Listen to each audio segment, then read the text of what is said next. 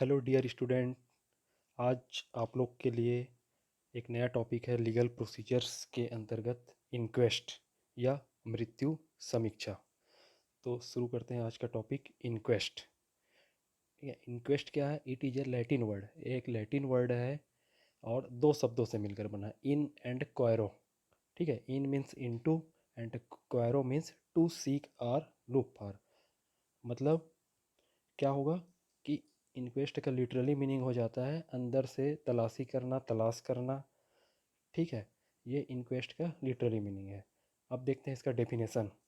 N inquest is an inquiry or investigation into the cause of death where death is apparently not due to natural causes. ठीक है, तो inquest क्या है? एक तरह से इंक्वायरी है या इन्वेस्टिगेशन है, एक समीक्षा है मृत्यु का। कौन से केस में? जहाँ पे किसी व्यक्ति का अगर डेथ है वो नेचुरल कॉसेस से नहीं हुआ है, मीन्स अननेचुरल तरीके से अगर उसका डेथ हुआ है, तब उसके कॉज ऑफ डेथ, उसके मृत्यु के कारण को जानने के लिए जो इंक्वायरी या इन्वेस्टिगेशन किया जाता है उसको इंक्वेस्ट कहते हैं। तो अब जानते हैं कौन कौन से ऐसे कंडीशंस होंगे, कौन कौन से ऐसे डेथ होते हैं जो अननेचुरल तरीके से होते हैं। तो अननेचुरल तरीके से जो डेथ होते हैं उनमें आता है सडन डेथ। यदि व्यक्ति की अचानक मृत्यु हो जाती है, व्यक्ति ठीक ठाक रहता है, स्वस्थ जैसे प्रतीत होता है, लेकिन उसकी अचानक मृत्यु हो जाती है, ऐसे केस को इंक्वेस्ट द्वारा इंक्वायरी किया जाता है। दूसरा है सुसाइडल वाला केस हो जाता है, होमिसाइडल केस हो जाता है, इन्फेंटिसाइडल वाले भी केस हो जाते हैं जिनकी इंक्वायरी इंक्वेस्ट द्वारा किया जाता है। ठीक है, उसी तरह है डेथ फ्रॉम एक्सीडेंट। ठीक है, यदि किसी दुर्घटना से किसी की मृत्यु हो जाती है, या किसी व्यक्ति की जलने से मृत्यु हो जाती है, डेथ फ्रॉम बर्नस है, या किसी व्यक्ति की ऊंची हाइट से गिरकर मृत्यु हो जाती है, कोई ऊंची बिल्डिंग से गिर गया, कोई पहाड़ से गिर गया, तो यदि उसकी मृत्यु हो जाती है तो भी ये अननेचुरल डेथ्स में आता है। उसी तरह है डेथ फ्रॉम पॉइजनिंग। यदि किसी की व्यक्ति की मृत्यु विष से हो जाती है, ड्रग मिसहैप, या कोई ड्रग के कारण ड्रग ड्रग अगर वो गलत तरीके से ले रहा है, ओवरडोज में ड्रग ले लिया, या फिर उससे कंटेंट सही नहीं है, सही तरीके से नहीं लिया। ठीक है, उसी तरह से कोई मशीनरी चीज़ से उसकी डेथ हो जाती है। डेथ अंडर एनेस्थेसिया, अगर किसी को एनेस्थेसिया देते हैं उस समय उसकी मृत्यु हो जाती है, एनेस्थेसिया में उस दौरान उसकी मृत्यु हो गई। यदि कोई पेशेंट है जिसका डेथ ऑपरेशन टेबल पे हो जाती है, या after operation post operative shock के कारण उसकी मृत्यु हो जाती है। Death due to alleged medical negligence. ठीक है, मेडिकल नेग्लिजेंस के कारण यदि किसी व्यक्ति की मृत्यु हो जाती है, कोई चिकित्सक के द्वारा यदि लापरवाही पूर्वक इलाज करते टाइम उसकी मृत्यु हो जाती है, या फिर कोई भी पेशेंट को एडमिट करते हैं हॉस्पिटल में, उसके 24 घंटे के अंदर अगर उसकी मृत्यु हो जाती है, ऐसे केस में भी इंक्वेस्ट किया जाता है। Death of convict in jail, यदि किसी व्यक्ति की जेल में मृत्यु हो जाती है, पुलिस कस्टडी में मृत्यु हो जाती है, मेंटल हॉस्पिटल में मृत्यु हो जाती है, या फिर कोई सुधार गृह करेक्शनल स्कूल में मृत्यु हो जाती है। उसी तरह डाउरी डेथ में, ठीक है, किसी महिला की यदि शादी के 7 साल के अंदर अगर उसकी मृत्यु हो जाती है जो कि दहेज से रिलेटेड हो, तो ऐसे केस में इंक्वेस्ट किया जाता है। और बहुत सारे केस हैं जो भी अननेचुरल या जो भी सस्पिशियस डाउटफुल डेथ जहाँ पे भी हुआ है, ऐसे जगह पे इंक्वेस्ट किया जाता है। और इंक्वेस्ट जो करता है, ये जो इन्वेस्टिगेटिंग जो ऑफिसर्स रहते हैं, मजिस्ट्रेट रहते हैं, उनके माइंड में ये 4 चीज़ें मेन आनी चाहिए। कि सबसे पहले तो आइडेंटिटी ऑफ द डिसीज, जो डेड पर्सन है उसकी आइडेंटिटी पता करना चाहिए। प्लेस ऑफ हिज डेथ, किस जगह उसकी मृत्यु हुई है, टाइम ऑफ डेथ या टाइम सीन्स डेथ, कितने टाइम उसकी मृत्यु हुई है। उसी तरह चौथा है अपीरेंट कॉज ऑफ डेथ, एक डेथ का एक स्पष्ट रूप क्या हो सकता है, क्या कारण हो सकता है, ये चारों चीज़ कम से कम पता किया जाता है। ये इंक्वेस्ट के रिलेटेड कुछ फोटोग्राफ्स है, कुछ कुछ केसेस जो अभी अननेचुरल जो डेथ हुए हैं, जो इंडिकेशंस बताए गए इंक्वेस्ट के, उसके लिए ये कुछ फोटोग्राफ्स है। डॉक्टर की गलती से हुआ, कोई सुसाइड कर रहा है, किसी का बर्न के कारण डेथ हो गया, कोई रोड एक्सीडेंट में किसी की मृत्यु हो गई, क्रिमिनल एबॉर्शन के कारण, एल्कोहल के कारण। तो ये बहुत सारे अननेचुरल डेथ के कॉसेस हैं। अब आते हैं टाइप्स ऑफ इंक्वेस्ट, इंक्वेस्ट के प्रकार। ये कितने टाइप से होते हैं? इंडिया में 2 तरह के इंक्वेस्ट है किया जाता है। ठीक है, पहला है पुलिस इंक्वेस्ट, जो सबसे ज़्यादा होता है इंडिया में। दूसरा है मजिस्ट्रेट इंक्वेस्ट। मजिस्ट्रेट इंक्वेस्ट कुछ स्पेशल केस में ही मजिस्ट्रेट इंक्वेस्ट किया जाता है। उसी तरह से और अदर टाइप्स है जो इंडिया में नहीं होते हैं, जैसे कोरोनर्स इंक्वेस्ट, फिर है मेडिकल एग्जामिनर सिस्टम और प्रोक्यूरेटर फिस्कस। ये हमारे देश में नहीं होता है, ये अदर कंट्रीज़ में ये फॉलो किया जाता है। एक एक करके इसका डिटेल देखेंगे सभी जो टाइप्स है उनका। तो सबसे पहले आते हैं पुलिस इंक्वेस्ट। पुलिस इंक्वेस्ट है वो हेल्ड अंडर सेक्शन 174 CRPC। तो जो पुलिस इन्वेस्टिगेशन जो इंक्वायरी किया जाता है कॉज ऑफ डेथ जानने के लिए इन अननेचुरल डेथ केस में, ठीक है, तो वो जो इन्वेस्टिगेशन इंक्वायरी किया जाता है वो section 174 CRPC criminal procedure code के तहत ही इंक्वायरी या इन्वेस्टिगेशन किया जाता है। द इन्वेस्टिगेटिंग पुलिस ऑफिसर, उसको IO भी बोलते हैं, should not be below the rank of senior head constable. जो पुलिस इंक्वेस्ट करता है उसमें जो इन्वेस्टिगेटिंग पुलिस ऑफिसर्स रहता है वो सीनियर हेड कांस्टेबल या उससे ऊपर वाले रैंक का होना चाहिए। उससे नीचे वाले रैंक के पुलिस अधिकारी को या पुलिस ऑफिसर्स को इन्वेस्टिगेटिंग ऑफिसर नहीं बनाया जाता है, या तो वो सीनियर हेड कांस्टेबल या उससे ऊपर वाले रैंक का होना चाहिए। इसके जो प्रोसीजर्स हैं पुलिस इंक्वेस्ट का, पहला तो है कि पुलिस ऑफिसर को सबसे पहले जब डेथ की सूचना मिलती है, कहीं पे डेथ हुआ है, तो उसकी सूचना जब पुलिस को मिलती है तो पुलिस है वो फिर नियरेस्ट उसके आसपास के जो एग्जीक्यूटिव मजिस्ट्रेट रहता है उसको देता है, और उसके फिर आदेश के बाद वो इंक्वेस्ट करता है, इंक्वेस्ट शुरू करता है, ठीक है। The police officer visit the scene of crime and holds an inquiry into the matter in the presence of 2 or more relative और नेबर्स। ठीक है, जो पुलिस ऑफिसर है जैसे ही उसको मजिस्ट्रेट एग्जीक्यूटिव मजिस्ट्रेट से ऑर्डर मिलता है जाने को, फिर वो जाता है और जहाँ पे क्राइम हुआ है या जहाँ पे डेथ हुआ है उस सीन को विजिट करता है, देखता है, अच्छे से इंक्वायरी करता है, ठीक है। इंक्वायरी करने के पश्चात वहाँ पे आसपास जो व्यक्ति रहते हैं या कोई उसके जो डेथ पर्सन है उसके कोई रिलेटिव्स है या नेबर्स है या फ्रेंड्स हैं, जो भी है उसमें कम से कम 2 लोग या उससे अधिक लोग को बुलाया जाता है, जिसको क्या बोलते हैं, पंच बोलते हैं। मतलब ऐसा 5 लोग का समूह ऐसा करके बोलते हैं, लेकिन कम से कम 2 लोग होना चाहिए, 3 4 5 भी हो सकते हैं, ठीक है। तो ऐसे लोगों को उससे रिलेटेड क्वेश्चन करने के लिए बुलाया जाता है, ऐसे लोग को पंच बोला जाता है। और जो पंच लोग रहते हैं, ठीक है, जो विटनेस जो बुलाया गया है, पंच बुलाया गया है, उन लोगों से बयान दर्ज किया जाता है, उन लोगों से इंक्वायरी किया जाता है, जो डेड पर्सन है उससे रिलेटेड उन लोगों से क्वेश्चन किया जाता है, उसका पूरा हिस्ट्री लिया जाता है, ये कौन है, क्या किया है, कैसे सुसाइड किया है, सुसाइड केस है तो यदि और कोई केस है तो इसको कौन मार सकता है, क्या है, कब से इसको जानते हो, कितनी इसकी एज है, कब मृत्यु हुई। तो इस टाइप से बहुत सारे क्वेश्चन उन लोगों से किया जाता है, उन लोगों से फिर उन लोगों का बयान दर्ज किया जाता है और उसके बाद एक रिपोर्ट बनाया जाता है। तो उस रिपोर्ट को क्या बोलते हैं, पंचनामा रिपोर्ट, ठीक है। जो पंचों द्वारा जो भी बयान या जो भी उन लोग को क्वेश्चन करते हैं उसके बाद जो लोग जो उन क्वेश्चनों का आंसर देते हैं पुलिस के जो इन्वेस्टिगेटिंग ऑफिसर्स हैं, फिर उनके जो आंसर दिए हैं, जो बयान दिए हैं, उसके आधार पे एक रिपोर्ट तैयार किया जाता है, उस रिपोर्ट को पंचनामा बोला जाता है, ठीक है।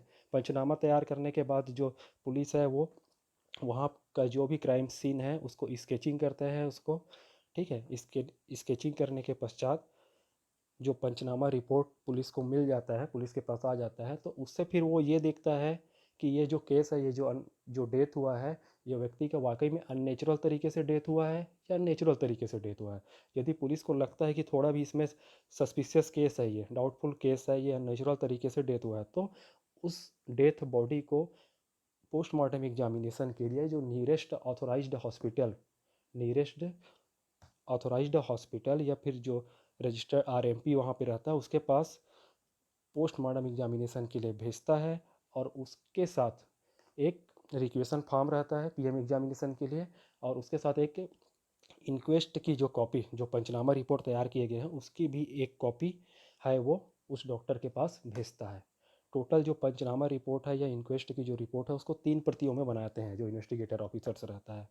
एक प्रति को वो हॉस्पिटल में भेजता है, मूल प्रति को वो जो एग्जीक्यूटिव मजिस्ट्रेट रहता है DM SDM उसके पास भेजता है, और एक प्रति को वो अपने पास रखता है, ठीक है।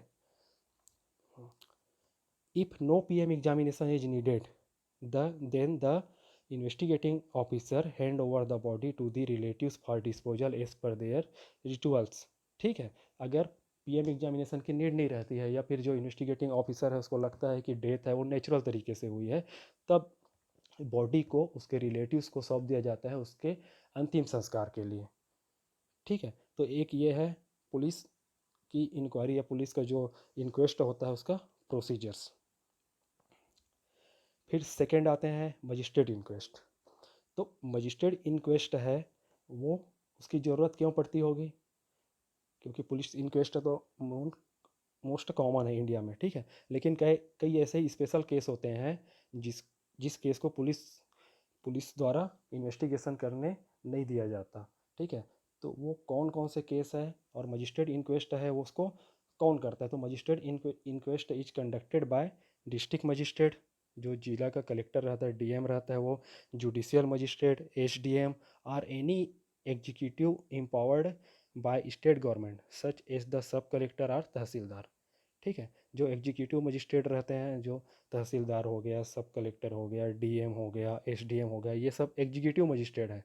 ठीक है, ये लोग एलएलबी नहीं किए रहते, ये लोग के पास जैसे जुडिशियल मजिस्ट्रेट है तो वो कोर्ट का जज रहता है, वो पनिशमेंट तक दे सकता है, लेकिन जो डीएम है, एग्जीक्यूटिव मजिस्ट्रेट के अंतर्गत जो डीएम आता है, तहसीलदार है, एसडीएम है, ये सिर्फ इंक्वायरी इन्वेस्टिगेशन करता है। ठीक, तो ये जितने लोग हैं वो मजिस्ट्रेट इंक्वेस्ट कर सकते हैं, चाहे वो जुडिशियल मजिस्ट्रेट हो चाहे वो एग्जीक्यूटिव मजिस्ट्रेट हो। ठीक है, इसको पावर रहता है स्टेट गवर्नमेंट द्वारा। It is held under section 176 CrPC. जो मजिस्ट्रेट इंक्वेस्ट है वो 176 क्रिमिनल प्रोसीजर कोड के तहत किया जाता है। पुलिस इंक्वेस्ट है वो 174 सीआरपीसी। ठीक है, it is it is practised all over India. Magistrate inquest है वो भी पूरे इंडिया में लागू होता है, किया जाता है। It is not held routinely but only when specially indicated. ये हमेशा नहीं होता है मजिस्ट्रेट इंक्वेस्ट, जो बताया ना कुछ स्पेशल केस में ही मजिस्ट्रेट इंक्वेस्ट की ज़रूरत पड़ती है। तो वो कौन कौन से केस है?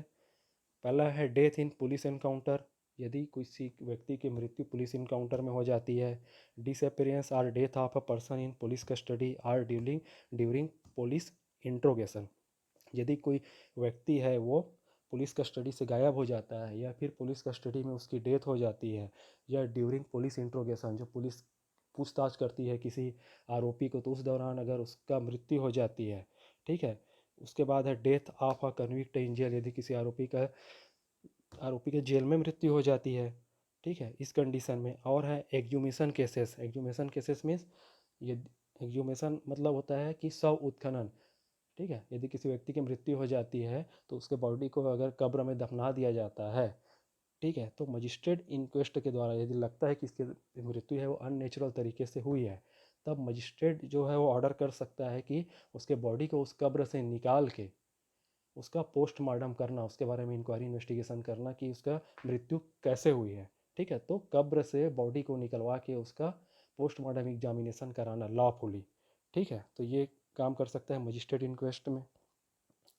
उसी तरह है rape have been committed of any women in the custody of police officer. यदि पुलिस ऑफिसर के कस्टडी में अगर किसी महिला का रेप हो जाता है तो भी इंक्वायरी है वो मजिस्ट्रेट करता है। उसी तरह डाउरी डेथ के भी कंडीशन में भी मजिस्ट्रेट इंक्वेस्ट होता है। तो ये सब स्पेशल केसेस हैं जिसमें इंक्वायरी है वो मजिस्ट्रेट द्वारा होता है। पुलिस क्यों नहीं करता? क्योंकि पुलिस कस्टडी में अगर किसी की डेथ हुई है या फिर पुलिस इंट्रोगेशन में जेल में हुई है, तो उस समय पुलिस वालों को इन्वेस्टिगेशन या इंक्वायरी करने नहीं दिया जा सकता, क्योंकि हो सकता है पुलिस इन्वेस्टिगेशन में वो अपने ही पुलिस साथियों का हेल्प कर सकता है या फिर ऐसा इंक्वायरी इन्वेस्टिगेशन कर सकता है जिसपे पुलिस पे कोई आँच ना आए। तो इस कारण, क्योंकि पर्पस इसका यही रहता है कि सभी व्यक्तियों को न्याय मिले। ठीक है, इस कारण अलग से magistrate inquest in special cases में किया जाता है। ठीक है, इसी तरह admission of a mental ill person in a psychiatric hospital. यदि किसी मेंटल इल पर्सन को साइकेट्रिक हॉस्पिटल में एडमिट कराना है तो उसके लिए भी मजिस्ट्रेट इंक्वेस्ट की ज़रूरत पड़ती है। ठीक है, in addition to the above the magistrate reserve the right to hold an inquest in any other cases of death which he deems fit.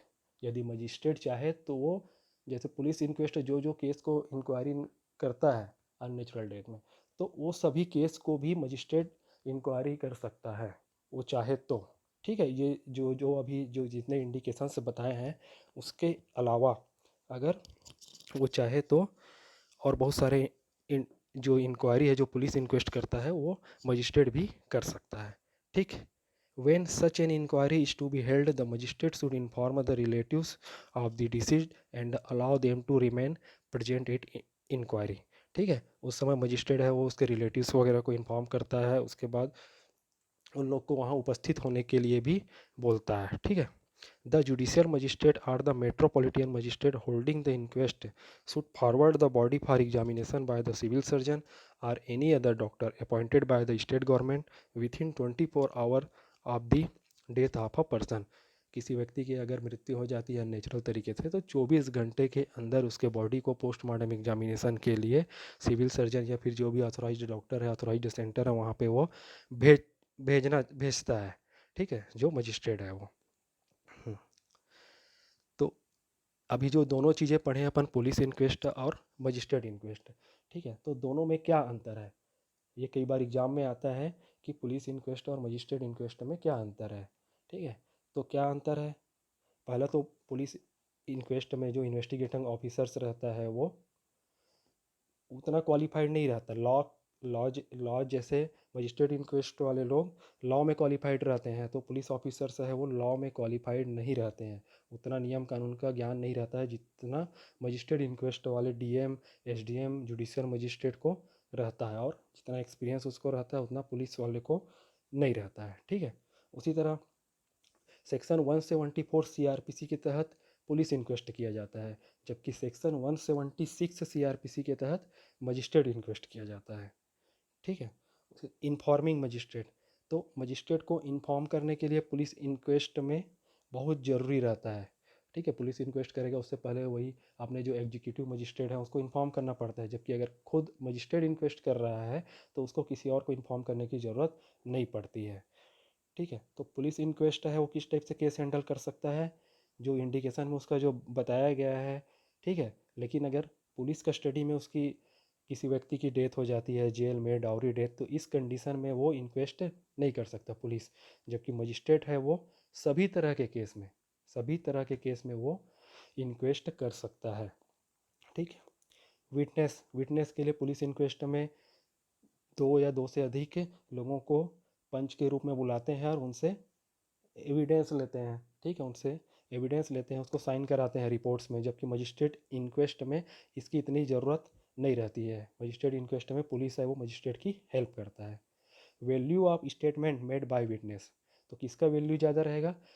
Magistrate inquest की वैल्यू है वो ज़्यादा रहती है, जबकि पुलिस इंक्वेस्ट की वैल्यू है वो compare than magistrate inquest less रहती है, कम रहती है.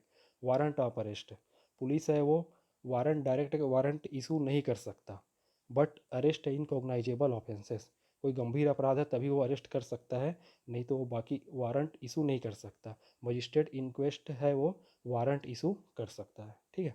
एक्जूमेशन का केस आता है, तो एक्जूमेशन के लिए पुलिस है वो ऑर्डर नहीं कर सकते, एक्जूमेशन के लिए उसको मजिस्ट्रेट से परमिशन लेना पड़ता है. तो और मजिस्ट्रेट इंक्वेस्ट क्या है वो डायरेक्ट ऑर्डर कर सकता है कि ठीक है, can order a body to be एक्ज्यूम्ड.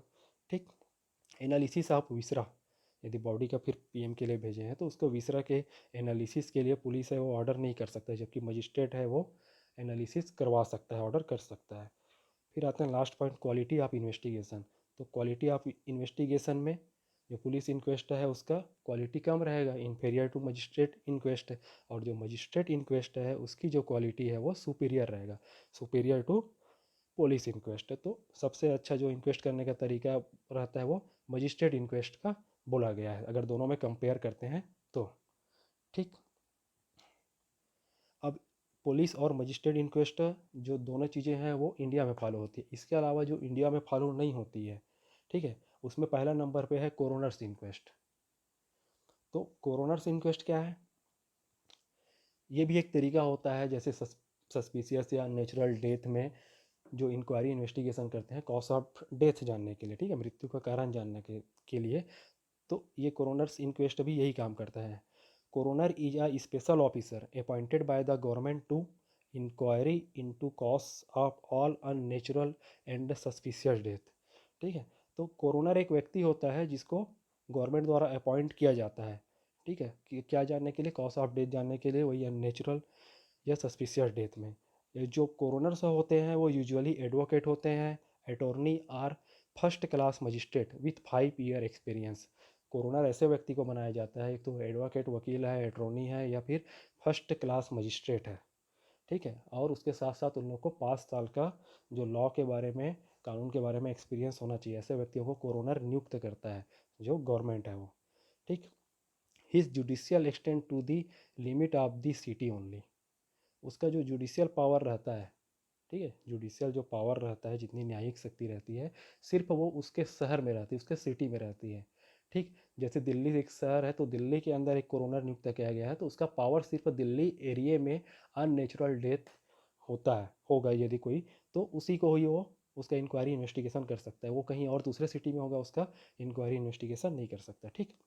Coroner inquest is currently held in some states, ठीक है। कोरोनर इंक्वेस्ट है वो अभी कुछ स्टेट्स में है, कहाँ के, US, Australia, Canada, UK, New Zealand, Hong Kong and some other countries.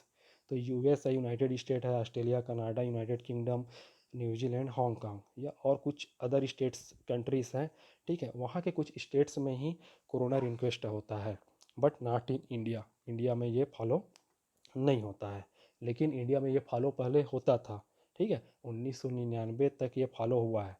तो in India the coroner system was introduced by the British, British द्वारा इसको इंट्रोड्यूस किया गया था इन 1902, 1902 में, ठीक है। सबसे पहले कहाँ, कोलकाता एंड मुंबई में। उसके बाद क्या हुआ, धीरे से कोलकाता में इसको हटा दिया गया। Later on the system was removed from Kolkata and still later from Mumbai. उसके बाद लास्ट में मुंबई में इस सिस्टम को हटाया गया, ठीक है। कब हटाया, 26 जुलाई 1999 तक मुंबई में कोरोनर इंक्वेस्ट चलता था, ठीक है। तो लास्ट जो इंडिया में कोरोनर इंक्वेस्ट हुआ था 26 जुलाई 1999 तक। उसके बाद इस सिस्टम को इंडिया से हटा दिया गया, ठीक।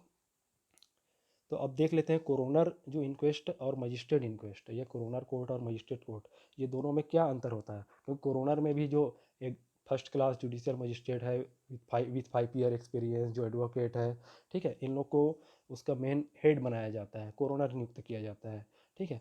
तो मजिस्ट्रेट इंक्वेस्ट में भी जज लोग रहते हैं, उनको भी बहुत एक्सपीरियंस रहता है। तो दोनों में क्या अंतर है, कोरोनर कोर्ट में और मजिस्ट्रेट कोर्ट में, दोनों में क्या अंतर है, ठीक है।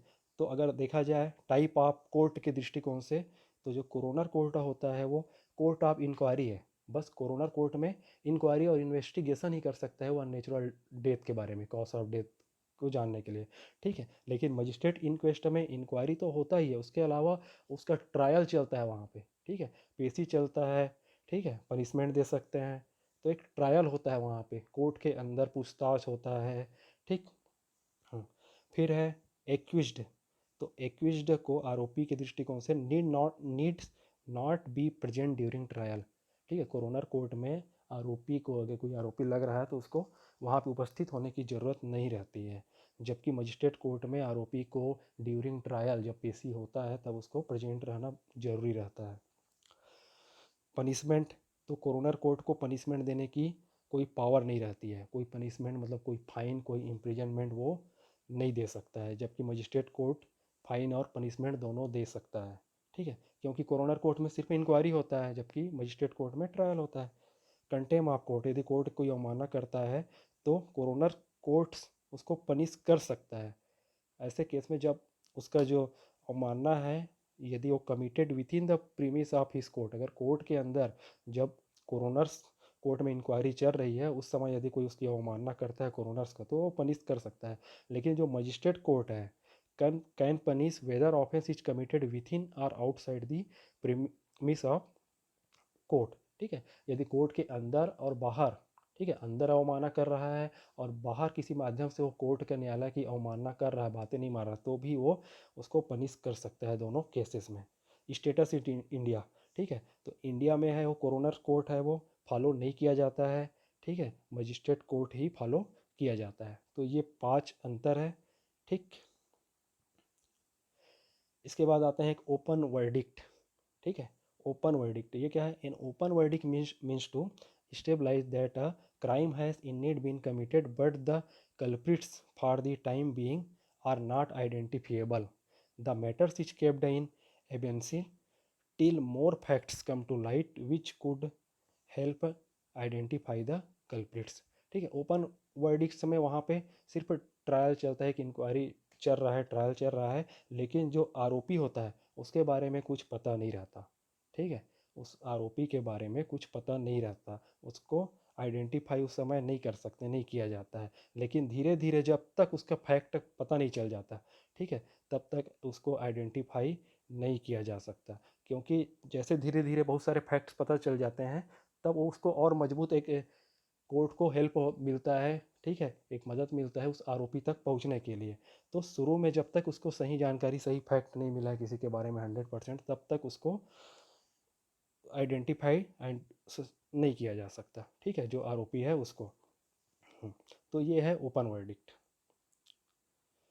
फिर अगला इंक्वेस्ट है मेडिकल एग्जामिनेशन सिस्टम। ठीक है, तो मेडिकल एग्जामिनेशन सिस्टम है, ये भी इंडिया में फॉलो नहीं किया जाता।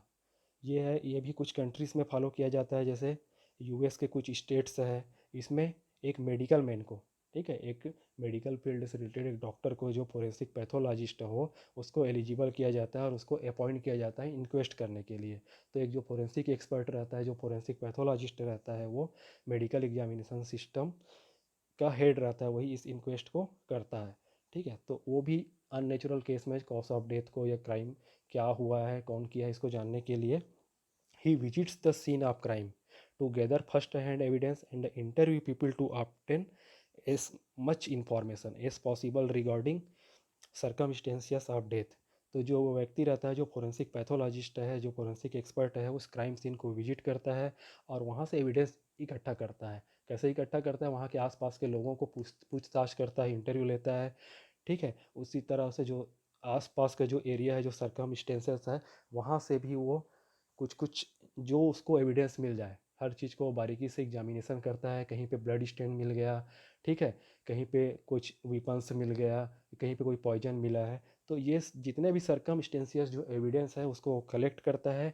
फिर उसके बेस पे उसका वो एग्जामिनेशन करता है, पीएम करता है बॉडी का, और बाकी जितने एविडेंस मिले हैं सबका एग्जामिनेशन करा के ही वो एक एक जो है रिजल्ट प्राप्त करता है, कंक्लूजन निकालता है। उस बेस पे वो डिटरमाइन करता है cause and manner of death को। ठीक है, कि इसकी मृत्यु का कारण क्या है, इसका मैनर ऑफ डेथ क्या है, कि वो सुसाइडल है, कि होमिसाइडल है, कि एक्सीडेंटल है। तो जो भी उसके कारण है उसको वो पता लगाता है। ठीक है, क्योंकि वो खुद परफॉर्म करता है, ऑटोप्सी फाइंडिंग करता है, क्या क्या ऑटोप्सी के दौरान जो मेडिकल ये ऑटोप्सी एग्जामिनेशन कर रहा है उसके द्वारा उसको क्या क्या चीज़ें मिली है। ठीक है, this type of inquest is considered as the superior to all other inquest because this inquest is conducted by a forensic pathologist with medical, scientific and legal knowledge। तो इस टाइप के इंक्वेस्ट को भी सबसे ज़्यादा सुपीरियर में रखा गया, क्योंकि एक फोरेंसिक एक्सपर्ट, फोरेंसिक पैथोलॉजिस्ट है, वो इसका एग्जामिनेशन करता है और उसको पूरे चीज़ का नॉलेज रहता है। मेडिकल चिकित्सा का नॉलेज है, साइंटिफिक नॉलेज है, इसके अलावा वो लीगल नॉलेज भी रहता है, क्योंकि वो लीगल जितने भी लॉ वगैरह है, लीगल है, जो रिलेटेड करते हैं एक मेडिकल प्रैक्टिशनर से, उसके बारे में उसको पूरा नॉलेज रहता है। तो इस कारण इस टाइप से जो इंक्वेस्ट रहते हैं उसको सभी इंक्वेस्टों में सुपीरियर बोला गया है। ठीक है, फिर अगला है प्रोक्यूरेटर फिस्कल। प्रोक्यूरेटर फिस्कल ये भी इंडिया में फॉलो नहीं किया जाता है, ये भी सिर्फ स्कॉटलैंड, ठीक है, स्कॉटलैंड में ये फॉलो किया जाता है।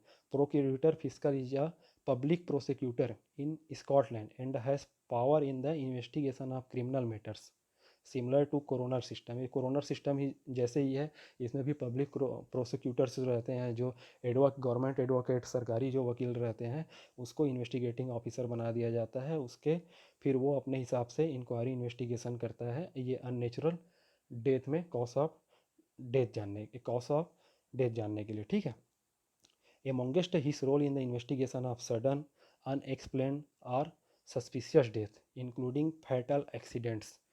तो वही किसी की आकस्मिक मृत्यु हो गई है, किसी डेथ को पता नहीं चल पा रहा है, अनएक्सप्लेन डेथ है, सस्पिशियस है, और जो घातक एक्सीडेंट के कारण हुआ है, तो ऐसे चीज़ को जो पता करने के लिए इसका रोल रहता है। ठीक है, जो पब्लिक प्रोसिक्यूटर है स्कॉटलैंड का, वो उसके पास ये पावर रहता है और वो अपने जिस एरिया में उसको ये जिम्मेदारी मिली है वहाँ का वो इंक्वायरी इन्वेस्टिगेशन करता है। He can request an autopsy to be perform by a forensic pathologist and present case for the prosecutor in the court.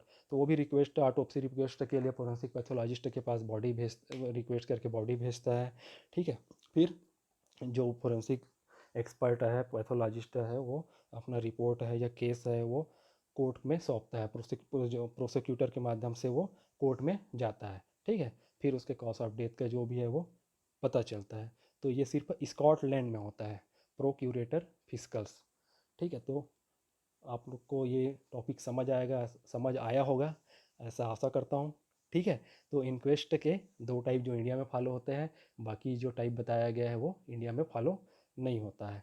ठीक, तो ये एग्ज़ाम के दृष्टिकोण से भी बहुत ही ज़्यादा इम्पोर्टेंट है। एक तो लॉन्ग क्वेश्चन है, पूरा इंक्वेस्ट आ सकता है, सिर्फ पुलिस इंक्वेस्ट है वो शॉर्ट नोट्स में आ सकता है, मजिस्ट्रेट इंक्वेस्ट शॉर्ट नोट्स में आ सकता है। ठीक है, दोनों में अंतर आ सकता है, पुलिस और मजिस्ट्रेट इंक्वेस्ट में क्या अंतर है। उसी तरह से कोरोनर्स कोर्ट इंडिया में फॉलो नहीं होता है लेकिन एग्ज़ाम में आता है। ठीक है, तो कोरोनर्स कोर्ट क्या है वो भी 5 मार्क 10 मार्क का आ सकता है। उसी तरह कोरोनर्स और मजिस्ट्रेट इंक्वेस्ट में क्या अंतर है ये भी आता है एग्ज़ाम में। ठीक है, थैंक यू।